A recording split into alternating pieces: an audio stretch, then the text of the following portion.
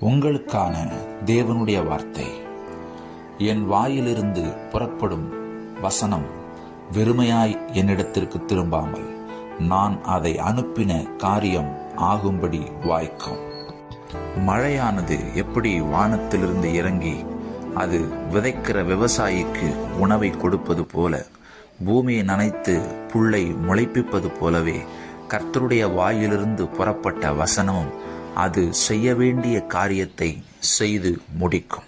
ஆம் பிரியமானவர்களே, கர்த்தருடைய வாயிலிருந்து உங்களுக்காக புறப்பட்ட, உங்களை நோக்கி புறப்பட்ட வசனமும் உங்களுக்குள்ளே விதைக்கப்பட்டு அந்த வார்த்தை வசனம் என்ன செய்ய வேண்டும் என்று தேவன் அனுப்பினாரோ அது நிச்சயமாய் நடக்கும்.